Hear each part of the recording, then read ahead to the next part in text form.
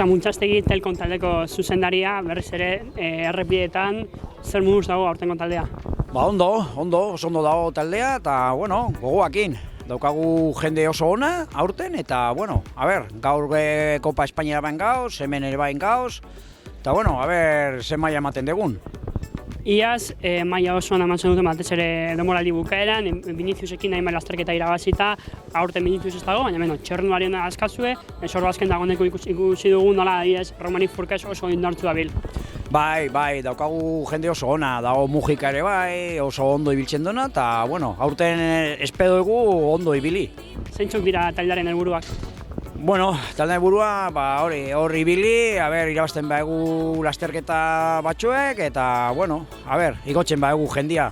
Mikel Mujika, Telkon taldeko txorrendularia, talde berria eta helburu berriak zuretzat aurten, ez? Bai, urte polita dator, talde berriekin, ilusioa. Taldekide berriekin eta momentuz ere ondo ikuste ditut danak eta ea nola dijoan urtea, ez? Gaur Zumaian hasita, bai. Elite mailako txorrendularia dagoeneko, beraz, izaera edo lasterketan egutegia pixkat aldatzen da, baina, afizionatutin korretzeko beti helburu berdin izaten da, zure burua erakustea, ez? Bai, hori da, eraso eta egongo beti bezala, taldea erakutsiz, eta bai, erasokor. Zeintzuk dituzu aurtengo helburu pertsonalak?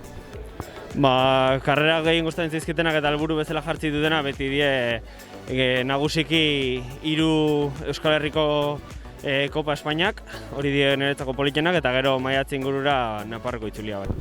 Iker Zerbiño, Telkon taldeko txorrendularia beste urte bat hasten eta ilusioz imaginatzet, ez?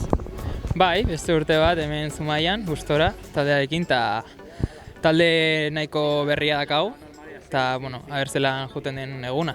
Nola planteatzen du aurten denboraldia Telkomek? Gaur adibidez, hemen Zumaian bloke ona dakau, eta gero Don Benito beste talde bat junda. Eta nahiko talde polita dakau, azkenean taldeko helburua da Nafarroko itzuli polit bat egitea, ze azkenean taldea Nafarrokoa data, eta hortxe egongo da gure helburua.